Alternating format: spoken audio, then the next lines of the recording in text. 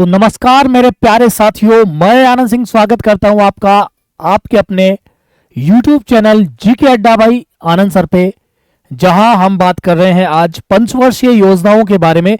देखिए मेरे प्यारे साथियों, यहां से आपके लिए एक नंबर पक्का होने जा रहा है। इस वीडियो को आरंभ से लेकर अंत तक देखेंगे तो आप निश्चित तौर पे एक नंबर आज बेनिफिट होगा आपको, आज आप इजाफा पाएंगे अपने आप में। देखिए, जब कुछ करना है तो फिर हौसले बुलंद रखिए। वो कहते हैं ना, कब बैठे हो क्यों किनारों पर, कुछ कर क्यों नहीं जाते, अरे लेकर कश्ती तुम समंदर में उतर क्यों नहीं जाते। आएंगे यूं ही इस समंदर में लहरें और तूफान, अगर लगता है डर इन लहरों से तो कश्ती से उतर क्यों नहीं जाते, तो कश्ती से उतर क्यों नहीं जाते। तो मेरे कश्ती के मुसाफिरों, आपकी कश्ती को बीच मझधार से उस पार लगाने के लिए मैं आप लोगों के बीच लेकर आ चुका हूं आज पंचवर्षीय योजना। कल जहां हम छोड़कर गए थे उसके बाद के बारे में हम चर्चा करेंगे। तो आइए बात करते हैं पंचवर्षीय योजना के बारे में। जैसा कि मैंने कहा, भारत के विकास को गति प्रदान करने के लिए पंचवर्षीय योजनाओं का माध्यम चुना गया। हम देखते हैं, पहली पंचवर्षीय योजना से हम आरंभ करते हैं, बहुत महत्वपूर्ण बिंदुओं पर चर्चा करते हैं भाई। आइए, तो सबसे पहले हम देखते हैं प्रथम पंचवर्षीय योजना। प्रथम पंचवर्षीय योजना, सबसे पहले कहा जाता है समयावधि कब से कब तक। इस पंचवर्षीय योजना की जो समयावधि है वो वर्ष 1951 से लेकर 1956 ईस्वी के बीच होती है। तो पहली पंचवर्षीय योजना। दूसरा, यहां एक बहुत महत्वपूर्ण बात पूछी जाती है, ये कौन से मॉडल पर आधारित थी। तो ये बेटा जी, जिस मॉडल पर आधारित थी, इस मॉडल से कई बार प्रश्न पूछा जा चुका है। हेराल्ड डोरम जो मॉडल है, मॉडल पर ये आधारित है। आपसे अगला प्रश्न पूछा जाएगा, इसमें प्राथमिकता किसको दी गई थी। प्राथमिकता किसके बारे में बात करें, प्राथमिकता कृषि को प्राथमिकता दी गई। प्राथमिकता किसे दी गई है, कृषि को प्राथमिकता दी गई है। तो यहां पर हमने भारत की विकास दर का लक्ष्य क्या रखा। तो यहां पर बेटा जी, जो जीडीपी का लक्ष्य था, जीडीपी का जो लक्ष्य रखा गया इस पंचवर्षीय योजना में, वो था 2.1%। क्या हमने इस जीडीपी के लक्ष्य को पूरा कर लिया, या फिर क्या कुछ रहा इसमें। लक्ष्य हमारा यह था, और लक्ष्य की प्राप्ति, अगर मैं लक्ष्य प्राप्ति के बारे में बात करूं तो लक्ष्य प्राप्ति 3.6। तो बताइए, लक्ष्य प्राप्त हुआ कि नहीं। तो यह योजना सफल है। अब देखिए, यहां पर आपको क्या शब्द दिख रहा है, कृषि को प्राथमिकता दी जा रही है। अगर कृषि प्राथमिकता पर है तो कृषि के लिए सिंचाई की आवश्यकता है, और सिंचाई की आवश्यकता है तो इस पहली पंचवर्षीय योजना में कुछ सिंचाई परियोजनाएं भी हमारे सामने आती है। तो हम यहां पर देखेंगे प्रमुख परियोजनाएं। तो पहली परियोजना हम देखेंगे बेटा जी, भाखड़ा नांगल परियोजना। क्या है, भाखड़ा नांगल परियोजना। भाखड़ा नांगल परियोजना, और ये जो भाखड़ा नांगल परियोजना है, इसके लिए एक शब्द कहा जाता है, चमत्कारी विराट वस्तु। आपसे प्रश्न पूछेगा, भाखड़ा नांगल परियोजना के लिए किसने कहा कि ये एक चमत्कारी विराट वस्तु है। तो भाखड़ा नांगल बांध को चमत्कारी विराट वस्तु, चमत्कारी विराट वस्तु, यह कहने वाला जो व्यक्ति था वो तत्कालीन हमारे पीएम JL नेहरू ने कहा। पहली योजना हमने देखी। दूसरी यहां पर बात करें तो व्यास परियोजना। क्या है, व्यास परियोजना। भाखड़ा नांगल परियोजना के साथ व्यास परियोजना, और व्यास परियोजना के साथ में दामोदर घाटी नदी परियोजना भी यहां पर जोड़ी गई। दामोदर घाटी, ये लक्ष्य कैसे डिलीट हो गया, 2.1 और 3.6 6% जो हमने प्राप्त कर लिया था लक्ष्य। अब देखिए क्या है, दामोदर घाटी नदी परियोजना जो पहली पंचवर्षीय योजनाओं से बनने वाले प्रश्न ये है। और एक बहुत महत्वपूर्ण प्रश्न मैं यहां पर आपको लिखाना जा रहा हूं नोट, इसी में वर्ष 1952 ईस्वी में सामुदायिक विकास कार्यक्रम आरंभ किए गए। विकास कार्यक्रम, अगर आपसे पूछ ले सामुदायिक विकास कार्यक्रम कब आरंभ किया गया, तो पहली पंचवर्षीय योजना में सामुदायिक विकास कार्यक्रम आरंभ हुआ। यहां तक मामला क्लियर है। पहली पंचवर्षीय योजना में समय पूछ लेगा, मॉडल पूछ लेगा, प्राथमिकता पर किसको रखा गया, लक्ष्य क्या था, प्राप्ति कितनी हुई, तो सफल है या असफल है, परियोजनाएं क्या बनाई गई, इसे नेहरू जी ने क्या कहा, व्यास परियोजना, दामोदर घाटी परियोजना और सामुदायिक विकास कार्यक्रम यहां पर चलाए गए।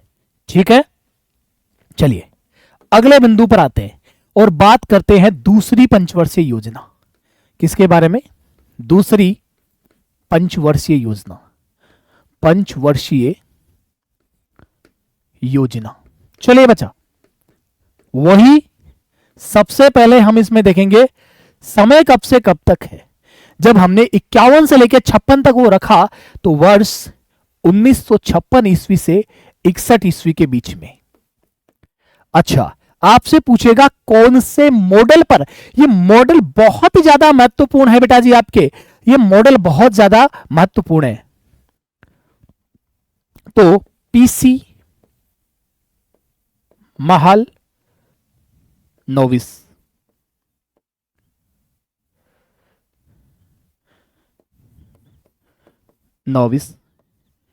मॉडल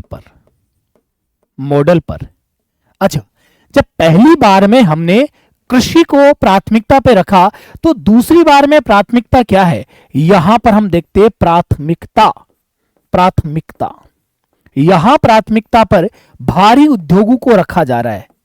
भारी उद्योग, जब भारी उद्योगों को प्राथमिकता पर रखा गया तो भारत के विभिन्न जगहों पर भारी उद्योगों को लेकर क्या स्थापित किए गए, कारखाने स्थापित किए गए। और यही से आपके लिए बहुत महत्वपूर्ण प्रश्न बनता है, भिलाई, राउरकेला और दुर्गापुर 3 ऐसे इस्पात संयंत्र स्थापित किए गए। भिलाई आपके छत्तीसगढ़ में, राउरकेला ओडिशा में और दुर्गापुर पश्चिम बंगाल के अंदर इसमें स्थापित किया जाता है। तो भारी उद्योग व खनिज। अच्छा, दूसरी जो योजना का है लक्ष्य क्या रखा गया, तो यहां पर जीडीपी लक्ष्य कितना, 4.5%। और लक्ष्य की जो प्राप्ति हुई वो कितनी हुई, 4.1%। तो क्या यह योजना सफल थी? नहीं, यह योजना लक्ष्य की प्राप्ति में असफल रही, लेकिन कुछ ना कुछ तो लेकर गई है। तो इस योजना के तहत समझिएगा, सबसे पहले हम बात करें तो भारत का पहला जो इस्पात उद्योग है वो भिलाई के अंदर स्थापित किया गया। भिलाई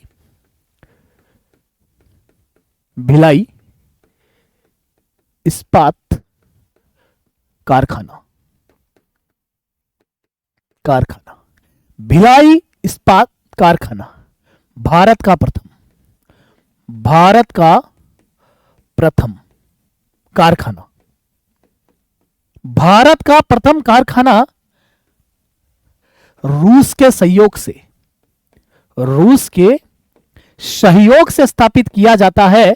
और छत्तीसगढ़ में, कहां, छत्तीसगढ़ के अंदर स्थापित किया जाता है। बहुत इंपॉर्टेंट बिंदु हमने देखा। दूसरा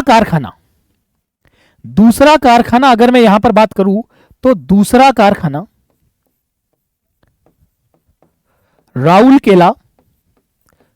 राउरकेला उड़ीसा के अंदर। और मेरे प्यारे बच्चों, राउरकेला जो उड़ीसा के अंदर स्थापित किया गया वो जर्मनी के सहयोग से स्थापित किया गया। तो यहां साथ का साथ इधर ही लिख लो, जर्मनी, जर्मनी के सहयोग से। और जो तीसरा यहां पर उद्योग स्थापित किया जाता है वो है दुर्गापुर, दुर्गापुर। और ये आपके पश्चिमी बंगाल के अंदर है, पश्चिमी बंगाल। और ये ब्रिटेन के सहयोग से स्थापित किया गया, ब्रिटेन के सहयोग से स्थापित किया। तो इन महत्वपूर्ण बिंदुओं को आप याद रखेंगे बेटा जी, इन महत्वपूर्ण बिंदुओं को आप याद रखेंगे। क्या क्या है? दूसरी पंचवर्षीय योजना समय 56 से 61 महालनोबिस मॉडल के ऊपर आधारित है। प्राथमिकता भारी उद्योग व खनिजों को दी गई है। लक्ष्य था 4.5, हासिल हुआ 4.1। इस्पात उद्योग स्थापित किए गए, पहला भारत का भिलाई रूस के सहयोग से, छत्तीसगढ़ में, राउरकेला उड़ीसा में जर्मनी के सहयोग से, और तीसरा दुर्गापुर पश्चिम बंगाल ब्रिटेन के सहयोग से। चलिए हम अगली बिंदु पर आते हैं और तीसरी पंचवर्षीय योजना के बारे में बात कर रहे हैं। किसके बारे में बात कर रहे हैं? तीसरी पंचवर्षीय योजना, पंचवर्षीय योजना। तीसरी पंचवर्षीय योजना का समय हम देखेंगे तो कब से कब तक रहेगा। देखिए, जब तक योजना अवकाश नहीं आ जाता तब तक हम उसमें 5-5 वर्ष जोड़ते रहेंगे और आगे चलते रहेंगे। तो वर्ष 1961 से लेकर 1966 के बीच। अब आपसे पूछेगा कौन से मॉडल पर आधारित है?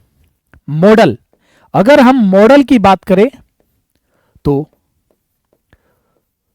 सुकमय चक्रवर्ती, सुकमय चक्रवर्ती मॉडल पर आधारित है।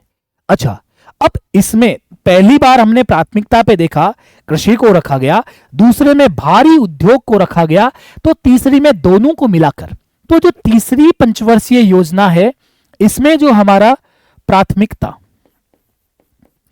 प्राथमिकता के बारे में बात करूं तो इसमें प्राथमिकता पर रखा जाता है कृषि प्लस उद्योग में आत्मनिर्भरता, आत्मनिर्भरता, यानी कि उद्योग और कृषि के अंदर आत्मनिर्भर बनने का समय है, ऐसा कहा जाता है इस तीसरी पंचवर्षीय योजना के बारे में। और इस तीसरी पंचवर्षीय योजना में लक्ष्य रखा जाता है, बहुत महत्वपूर्ण चीज है।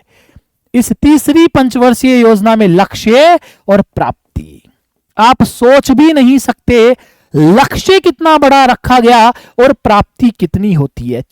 5.6% का लक्ष्य, अरे आधा भी पा जाते तो मजा आ जाता। 2.8% के साथ में ये बहुत बड़ी फेलियर साबित हुई।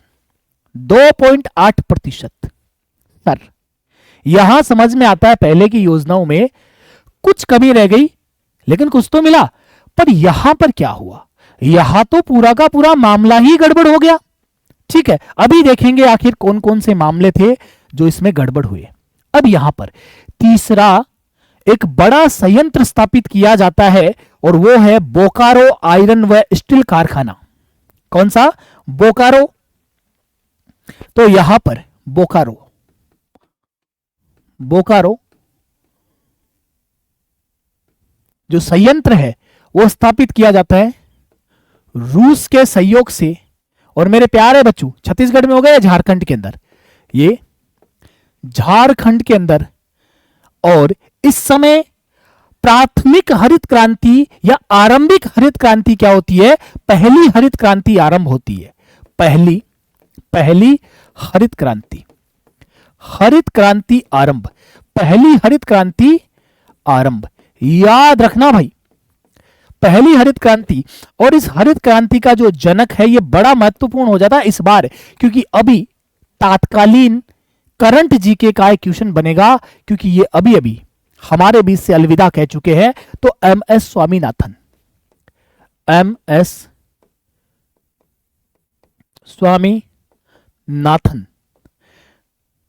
स्वामीनाथन जो अभी हमसे क्या ले चुके हैं? विदा ले चुके हैं। अच्छा, एक बात बताओ, ऐसा क्या हुआ कि ये योजना इतनी बुरी तरीके से फ्लॉप रही? तो आप लोगों को भली प्रकार से पता है योजना का फेल होने का कारण।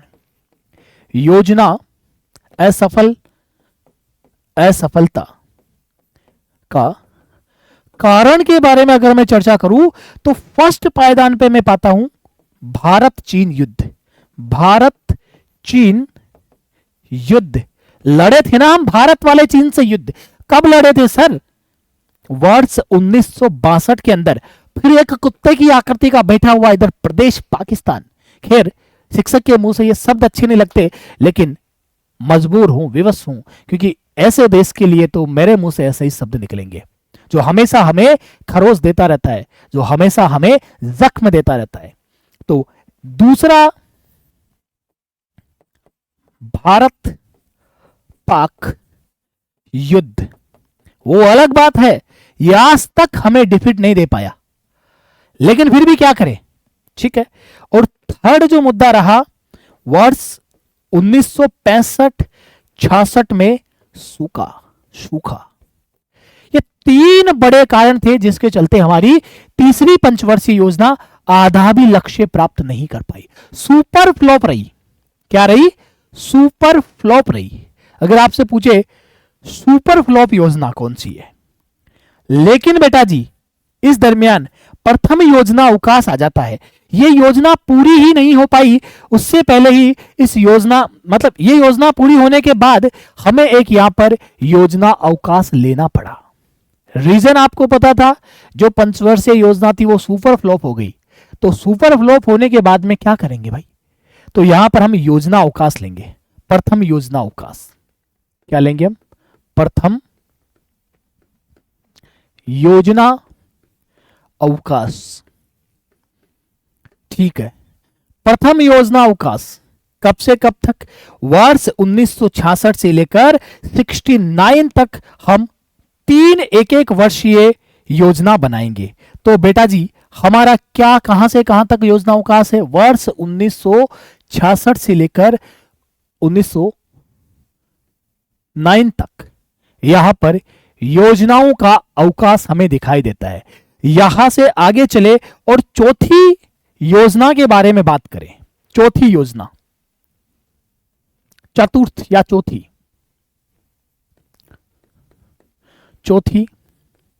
पंचवर्षीय योजना। चौथी पंचवर्षीय योजना के बारे में अगर हम बात करें तो जोड़ लीजिएगा इसमें से समय कब से कब तक? वर्ष 1969 से लेकर 74 के बीच में चौथी पंचवर्षीय योजना हमारे बीच लाई गई है। अब आप बताइए इस योजना में कौन कौन से मुख्य कार्य हुए? इस योजना के जो महत्वपूर्ण कार्य थे उनको बताइए आप। चौथी पंचवर्षीय योजना DR गॉडगिल मॉडल के ऊपर आधारित थी। मॉडल तो लिख लीजिएगा, मॉडल DR गॉडगिल मॉडल के ऊपर यह हमारी योजना आधारित थी। इस योजना में क्या था? प्राथमिकता किस पे रखी गई? प्राथमिकता आत्मनिर्भरता। किन चीजों में आत्मनिर्भरता? कृषि में आत्मनिर्भरता, सिंचाई में आत्मनिर्भरता। कृषि और सिंचाई में अगर लिखना चाहो तो कोष्टक में लिख लीजिएगा, कृषि व सिंचाई में। कृषि व सिंचाई में क्या है? आत्मनिर्भरता। कितना तो लक्ष्य और कितना पा लिया? लक्ष्य हमारा रखा गया 5.5% का और पाया कितना? 3.3%। प्राप्ति 3.3%। तो क्या यह योजना सफल हुई? नहीं सर, यह योजना भी क्या हो गई? हमारी असफल हो गई। लेकिन इस समय एक महत्वपूर्ण चीज हुई। इंदिरा गांधी के समय में, इंदिरा गांधी के समय कुल 14 बैंकों का राष्ट्रीयकरण किया गया। वर्ष इंदिरा गांधी के समय वर्ष 1969 ईस्वी में 14 बैंकों का राष्ट्रीयकरण किया गया। अगर आपसे प्रश्न पूछ ले पहली बार बैंकों का राष्ट्रीयकरण करने का श्रेय किसे जाता है, तो इंदिरा गांधी को जाता है। ठीक है, और इसी समय बहुत इंपॉर्टेंट, बहुत महत्वपूर्ण चीज,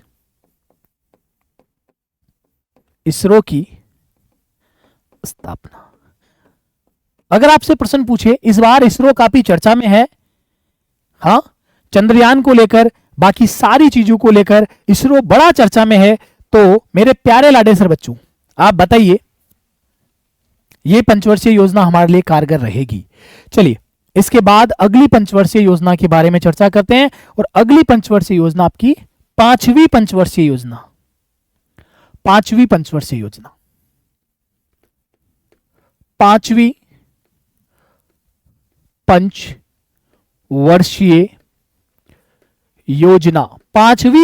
योजना।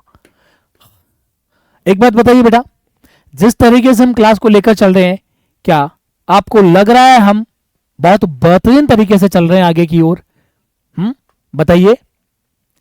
पांचवी जो पंचवर्षीय योजना है उसका समय रहा वर्ष 1974 ईस्वी से लेकर 78 ईस्वी के मध्य।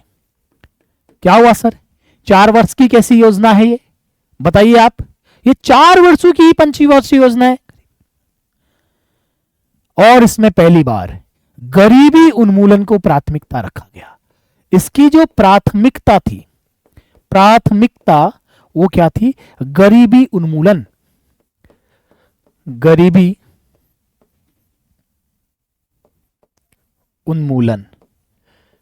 इंदिरा गांधी ने पांचवी पंचवर्षीय योजना में पहली बार क्या रखा? गरीबी उन्मूलन का नारा यहां पर दिया जाता है। अच्छा, एक बहुत महत्वपूर्ण चीज बताइए, कितने वर्षों की योजना है? तो 4 वर्षों की ही योजना है। तो इसमें सबसे पहले आप बताओ नारा क्या दिया गया? गरीबी हटाओ का नारा। गरीबी हटाओ का नारा यहां पर दिया जाता है। यह 4 वर्ष की योजना थी। यह 4 वर्ष की, ओनली 4 वर्ष की योजना थी। अच्छा, तो इस योजना के तहत क्या कुछ हुआ? इस योजना के तहत आपको बहुत इंपॉर्टेंट चीजें बताता हूं। वर्ष 1975 के अंदर 20 सूत्रीय कार्यक्रम की शुरुआत होती है। 20 सूत्रीय कार्यक्रम। अगर आपसे पूछे 20 सूत्रीय कार्यक्रम कौन सी पंचवर्षीय योजना में, तो पांचवी पंचवर्षीय योजना के अंदर, और काम के बदले अनाज योजना शुरू की गई। काम के बदले अनाज योजना बहुत बहुत ज्यादा महत्वपूर्ण है। और इसी में बेटा जी हम आगे चलकर देखेंगे, वर्ष 1977-78 के अंदर अंत्योदय योजना भी शुरू की गई थी। कि कौन सी योजना? अंत्योदय योजना शुरू की जाती है। अच्छा, अब वो 2 बिंदुओं पर बात करते हैं। इसमें लक्ष्य क्या रखा गया था और प्राप्ति कितनी कर ली गई? लक्ष्य और प्राप्ति के बारे में बात करते हैं। लक्ष्य कितना रखा गया और प्राप्ति कितनी कर ली गई? पांचवी पंचवर्षीय योजना के बारे में तो 4.4% का लक्ष्य और 4.8%, मतलब 8.3, एक ही चीज है, 8.3% की प्राप्ति। तो ये कुल मिलाकर योजना क्या होती है? सफल होती है। क्या होती है? सफल योजनाओं में इसको गिना जाता है। ठीक है, अब हम आगे चले बढ़े और कुछ इंपॉर्टेंट फैक्ट देखते हैं। आगे जाकर फिर से आपके बीच में आता है दूसरी योजना अवकाश। दूसरा योजना